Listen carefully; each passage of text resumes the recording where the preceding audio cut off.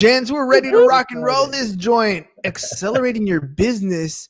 How's that going to happen? Let's find out. Good. Shut up and sit down. The Business Bros Podcast was created for you. Learn from the business professionals who come to share their stories. Find out what's working in business, on social media, what's hot and what's not, straight from the mouths of successful entrepreneurs out there doing the real work. And now, welcome to another episode of Business. We got the fire going on. Yeah. In San Diego.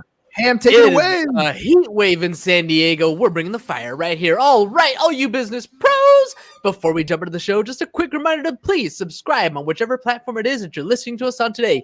Give us a like, give us a follow, subscribe, and drop a review, and help other like-minded business owners find value from our awesome guests while we rise up in the podcast rankings. And if you want to be a guest on the show, I missed that last part, we will really appreciate it. And if you want to be a guest on the show, we'd love to have you on and learn from you as well. Go to www.businessbros.biz/podcast guest. Schedule your time slot. Don't forget to follow us on all our social media at Business Bros Pod.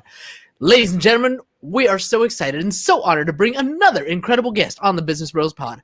Our guest today is the preeminent advisor to CEOs who want to safeguard their businesses and their lives from unpredictability, establishing strategic partnerships that empower them to never again worry about growth. Having worked with over 1,500 CEOs across 33 countries, our guest is an expert in helping businesses expand internationally. As a world-renowned speaker and philanthropist, our guest's goal is to help over 800,000 kids in Latin America become entrepreneurs using local businesses in the next 3 years. Local resources in the next 3 years. We can't be more thrilled to hear some incredible stories from this well-traveled thought leader and humanitarian. Joining us today out of the great state of Texas, the CEO Confidant from Divine Human Ventures and Wisdom for Kids. Welcome to the show, Angel Ribo.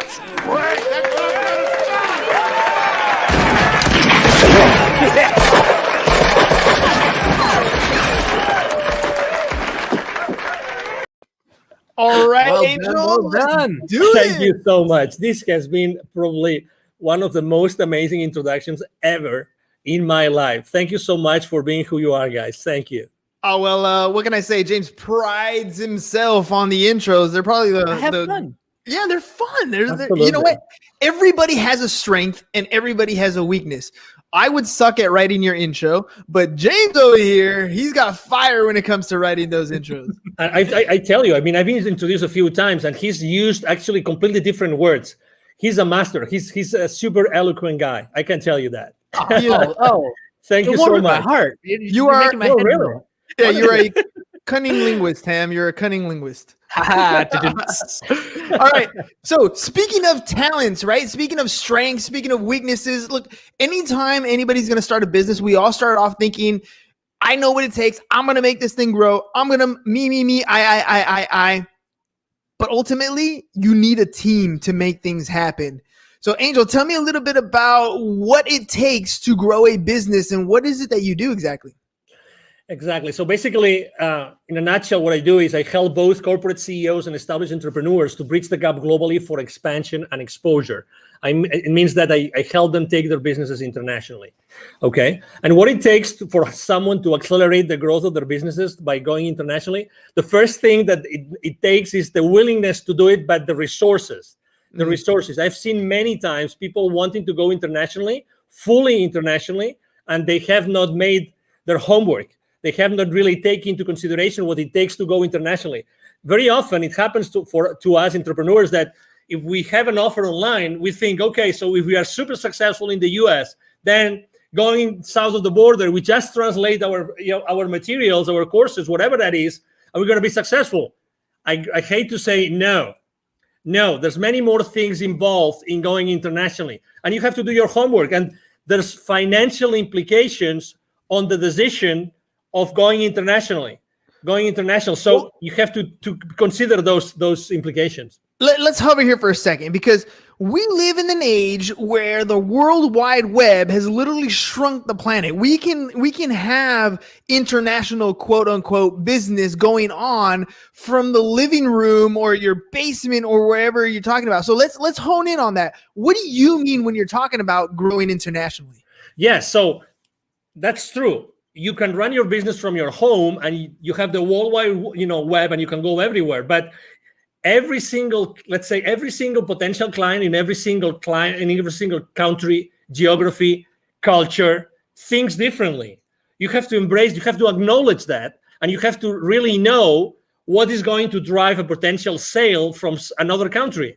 Okay, so I mean, being reactive, we might have clients from other geographies, but the reality is that talking to someone, let's say south of the border or north of the border, talking about the US, right? It's different. And you have to be, if you really want to be strategic and you really want to be successful, you have to do it differently. You have to think about it. Okay, so you can run your business from your home and you have the World Wide Web open, but there are things that you have to take into consideration from the point of view of the client. You have to talk to the client differently on every culture. Remember, we are, separated, even sometimes even trying to go, let's say I have a business in Texas and I really want to be successful in taking my business to another state. That there are cultural differences, right? That huge. Someone in Utah is different from someone in Texas, right? And everybody knows that. So if you really want to be successful, does it make sense to consider the differences between selling in Utah and selling in Texas? Of course it does.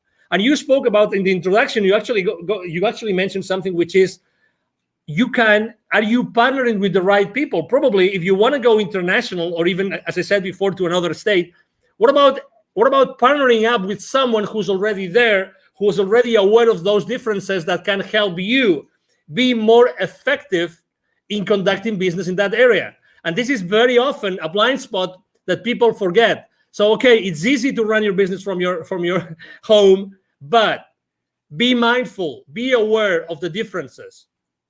What kind of differences should we be looking for when we're first starting out? Because there are so many. I mean, like you said, there's cultural differences, there's currency differences, there's tax treatments. I mean, there's all kinds of things that we can think about when we're talking about those differences. But what are some of the first things that we should kind of pay attention to? So that's why go step by step. I mean, going internationally right out of the gate, I don't think is the right thing to do, unless you only go internationally to a specific area because you know that there's a need for that there, and you know that the people there are going to buy from you. Unless that's the case, it's scaling up by accelerating the growth of your business by going international. It means that you have already had to establish your business somehow. That's very important. Okay, so initially, I don't recommend anybody doing that unless, again, that's going to be your number one strategy. So if that's your number one strategy, you have to really know what these people want. Okay, the people in this area, what do they want? So you have to really speak with these people over there. Sometimes, we tend to think, oh, it's extremely difficult. No, it's very easy. Reach out. There's social media again, and you can go in social media and you can start talking to people who live in that area. It's really simple. There's something in the entrepreneurial world, in the startup world, there's something called a minimum viable product. You've probably heard this thousands of times, right? Mm-hmm. So when you start your business, you probably have a minimum viable product or service that you want to offer to your audience, right? So the first thing you have to do is, if you want to go international, start talking to your audience about what you want to do. And I start asking them, hey, if I was to launch this product, sell it there, or this service, would you be willing to buy from me? And what would be the kind of service or product that you would buy from me, in that particular, area of expertise that I have? So that's the first thing. Talk to your market early on your business strategy. And sometimes, and I think that's probably, we are all to blame, for this, which is we try to be perfectionists. We try to be like, we have all the responses, all the answers before we do anything else. There's one business mantra. There's one mantra I use with every single one of my clients. I've been using for the last 5 years since I started my own business, which is take imperfect action now. take imperfect action now. Hey, don't worry about anything else. You only need yourself, and you need to start reaching out to the people in the market, in the place where you want to start selling your products or your services. That's it. Start talking to them and start making mistakes. Start making mistakes. There's no such thing as the perfect sales pitch, the perfect service, the perfect product. There's only the thing that you reach out to the potential buyers and you know what they think, and keep on making, keep on perfecting your pitch, keep on perfecting your product and your service. Really, that's the first step. Take imperfect action now. I love that. I love that because it's absolutely true. I talk about that all the time about taking action, and you have a choice. You can do it or you cannot do it. And I think the people who sit back and try to wait till it's 100% perfect are the ones who struggle. I forgot what book I read it in, but they were talking about, I think it was Mentor to Millions. And what they were saying was most successful people wait until they have about a 70% of a plan, right? After that, they put it into action because there's nothing else you can predict. At that point, you have something that's viable that'll take you in the direction that you want to go. Will it get you to the destination? Probably not. But you're moving forward and you're not stagnant and stuck in one particular situation or at worst, not taking any action, right? When I remember reading or learning about Disney, and they were opening up in China, I think it was China or Japan, I'm not sure exactly, but they were out there in the East. And when they went out there, they opened up operations right away, just like they had done in Florida, just like they had done in Disney. And they didn't take into consideration some of the cultural differences and had to restructure some things. So, acting on a plan is first and foremost. When you're talking to CEOs or different people who are ready to take that next scale, right? What's some of the fears that they have or some of those hesitations that prevent them from taking action? Well, it's always uncertainty. When you're stepping into, uncharted territories, everybody is, okay, is that going to work? How long is that going to take? There's always uncertainty. But again, there's uncertainty in everything that we do in life. So, and we still take action. So the first thing is uncertainty. And they need to know they always ask me, what are the chances that this kind of service or product is going to be successful? And I would like to share something. And this piece of information, it came from, there's the number one entrepreneurial program as far as college degree goes in the country is from a school in Massachusetts called Babson College, okay? Mm-hmm. They're very well known. You probably heard of them. Consistently, the number one entrepreneurial program, actually not only in the country, but in the world most of the time. Okay, so I was talking to the director of the accelerator, and that was 4 or 5 years ago. And she was telling me, Angel, 5 years before, so 10 years ago, it would take probably a few $100,000s for any technology, any startup to make a difference in the world. I'm talking about 5 years ago. Today, 5 years ago, only $15,000 to $20,000 was the amount of money that some startups had as a seed money to start disrupting the world. The point I'm trying to make is more and more often we see that the amount of money needed to make a difference in the world is lower and lower, is smaller and smaller. So what's the difference? The difference is that today there's so much technology out there that we can scale up any service or any product in the market like fast, like really, really, really fast. So again, going back to the same thing, take imperfect action now. You really don't need so much time or so much money. What you need to do is to make sure that you start proof testing your value proposition, your product or your service in the market as soon as possible. So you can start burning, those early stages, and you can start, perfecting your product and your service. And you realize that, and you eventually see, you see the future with a level of uncertainty which is much higher. Again, to your question, it's uncertainty, but how do we lower the level of uncertainty? It's just by taking action, by start connecting with the market and start exposing our value proposition in the market. You have a ton of energy, and I love that because Thank you know you. when people come on the show, it's not always as exciting when the other person doesn't have energy, but that Thank you. fuel comes from somewhere, right? Yeah. Why did you get into this particular space? I mean, it sounds like Thank you're you. ready to take on business and scale things at your own rate, and yet you took Thank a you. different approach. Why that approach? Why what you're doing? Why is it what you're doing gives you so much energy?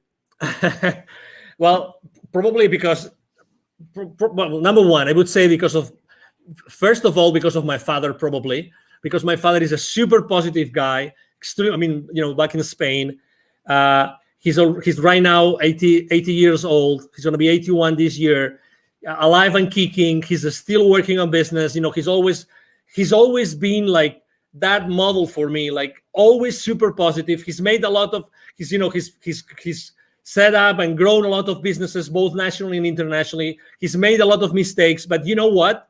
He was always in that mood, always. And every time he was being asked, he was always, his first statement, he was always, I am so blessed that I have been able to help these hundreds of families, these hundreds of people with the families behind them. And that's the legacy. That's his legacy.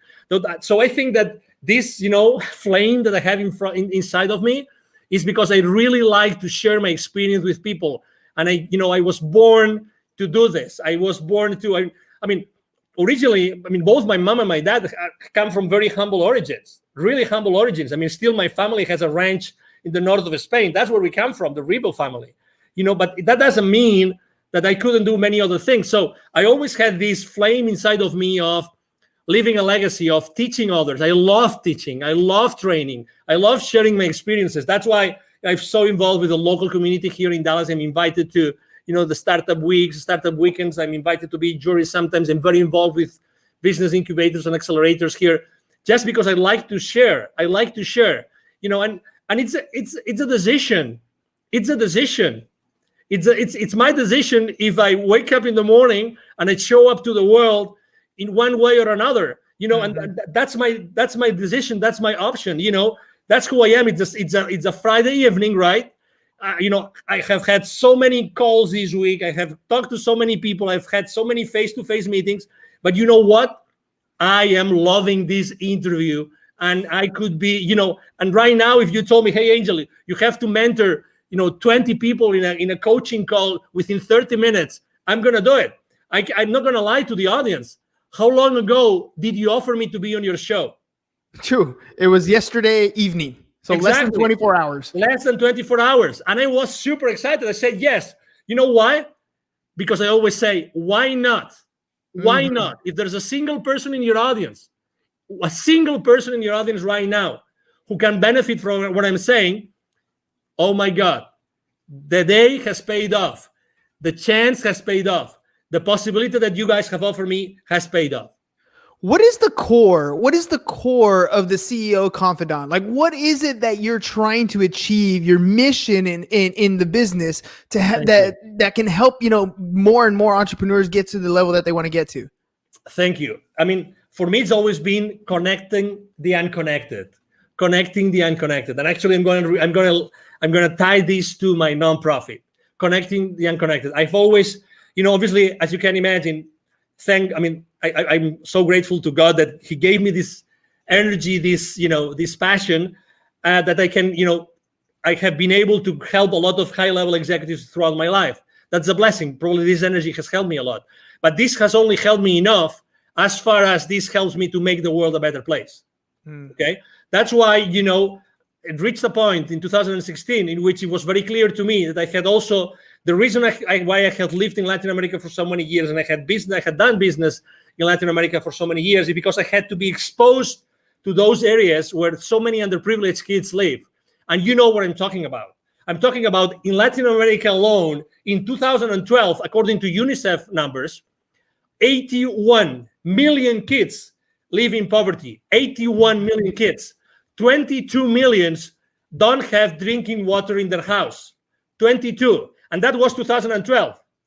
Can you guess after COVID? Can you guess what happens? How many millions right now? Significantly worse. Exactly. So, and that means the total population, so that you have you have a frame of reference. the total population of kids in 2012 in Latin America was 170 million.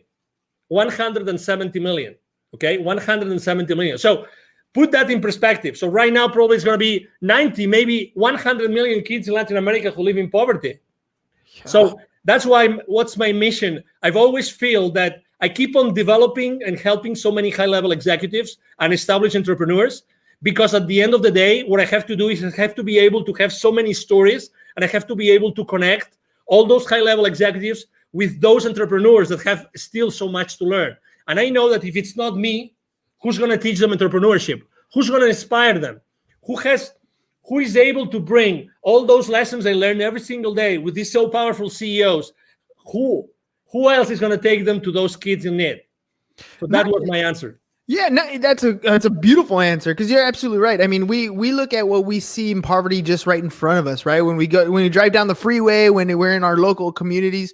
But the difference is, the poverty in the United States is much different than the poverty in almost any other country. It's just a different level. I remember being young, as a young kid, at my parents, and we would always go to church, and they would send us, to missionary things down the other side of the border, and you just have this awe that everything from the pair of shoes to the sweater that you have on to the meal that you had has such a different value to the people down there than it is to you. The things you take for granted, you don't even realize until you're, things like where you're crossing the border. When I remember coming back on the border and little kids, small 4 or 5-year-old children coming up barefoot, dirty, ragged clothes, just trying to sell something to make a living. And we don't quite understand the level of poverty because we're blessed to be in this country. But you're absolutely right. I want to ask you about the relationships that you're building with people as you're helping a lot of these entrepreneurs grow their business, as you're helping them scale and become multi-million-dollar companies. What value do you place, and how do you utilize the relationships that you're making? Well, I think believe it or not, I was extremely shy kid, very shy, very shy. Most of I would say every single one of my classmates up to high school, they would not believe it's me talking right now. Honestly. I had to, really, I really had to go to college, and I had to start being involved in organizations, international organizations, and traveling. And so, I know that not everybody is so open and prone to have relationships with people. But again, you don't have to be, someone like me, so, extroverted like me. It's just I think that the most important thing is that you are yourself and you keep the relationship honest and humble. Mm-hmm. Honest and humble, and from that point, I like to use, gratitude, humility, and acceptance as 3 of my top values that I like to share this with my team all the time when we have our weekly meetings and when we have our one-on-ones. Gratitude, humility, and acceptance are 3 very big values for me. So I think that those values help you a lot to develop those relationships. And out from those relationships, it's like, as you know, I'm very active on LinkedIn, and I have very, very large following and very active there. I post every single day, large high engagement from my audience. And it's the same thing when I start relationships with people in there that they don't know me of anything. I start from a very humble way. I'm not the guy that's going to send you 5 consecutive messages as soon as I say accept. I'm not that kind of guy. My connecting message has 1 sentence, only 1, and I don't send a second message. You just wait. Yeah, I just wait, and whenever it's good, and I think I have some value to offer to that person, as if it was you, then I say, hey, as I know that you do this, I think that you might be interested in having this information I just got from someone else. Again, partnering up with, giving the value that someone might need, and if they say I don't need it, that's okay, and that's fine. That's why a value download on people. I don't really believe in downloading things on people that they don't really need. So that's why I always keep my connections online as much human as possible. And when I left corporate America, I had like 800 connections. Right now, I have almost 27,000. Well, let me ask you about that, because you said, when you were younger, you were an introvert, and now you're very extroverted. What was it that pushed you to that next level? There's so many people out there that are introverted, and they know they have to have better relationships. They know they need to pick up the phone and talk to people. They know they need to be more extroverted, but they can't get across that point of actually making those connections. What pushed you to that next level? That's a great question, because probably I wasn't allowing myself to be myself. I was not standing on my own power. I thought that I had to fit in, and I wasn't socially enough. I wasn't enough. No, really. Because I thought that what I was standing up for wasn't enough to be just myself. So I had to be hiding, behind anything else or anybody else, until I realized that, oh my God, what I'm saying makes sense. So it was a gradual process. It wasn't just like, oh, tomorrow I'm going to be extroverted. And so I was fascinated by something, which was, in my case, in college, because I told you I started to bloom in college, which was becoming or being the leader of an organization, but being like the leader, but the leader behind the scenes, right? Not the leader like showing up all the time. Wizard of Oz. So sometimes, so at some point, I had no option but to be in front of a lot of people. And then suddenly, everything was going well, and I was, leading that organization in my college and everything. But there were issues. So I have to tell you that realizing that not everybody is going to like me actually helped me to be stronger. I realized that it didn't have to fit in. I realized that I have to be myself and always be myself. So I had a completely 100% certain place where I could go back and pull up the rest of my life. You know what I mean? Yeah, because if you're pretending to be someone else, you don't have that place of safety. But when you're always yourself, when you're always standing on yourself, on your grounds, then you have that place of power. And I have to also tell you, I remember the most dramatic situation in my life was actually that I got married. My first marriage was in 1996, still in Spain. And I unfortunately didn't work out, and I only was married for 5 months. Oh. And I'm not gonna disclose the circumstances, but let's say it was like being backstabbed, like big time. And I got married with my college sweetheart. Oh, come on. Now you're leaving all the meat on the bone here. Now we gotta know what's going on. No, but let me tell you, I remember as if it was now. I had to drive back. When I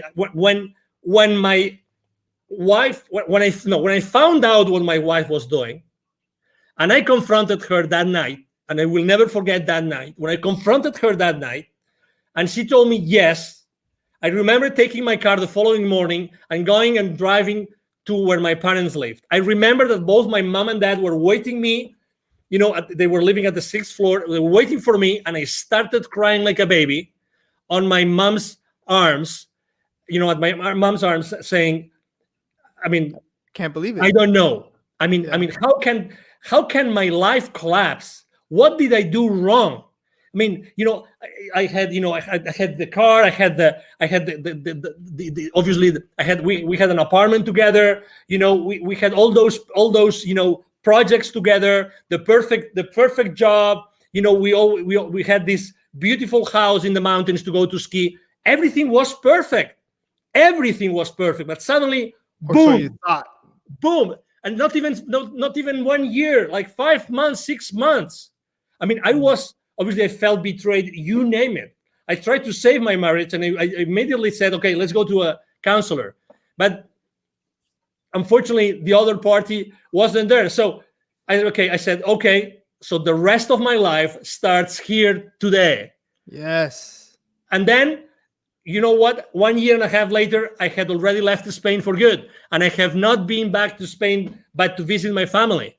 Again, it's the realization of I have to be me. And I am strong because I don't have to fit in with anybody else. I have to be myself.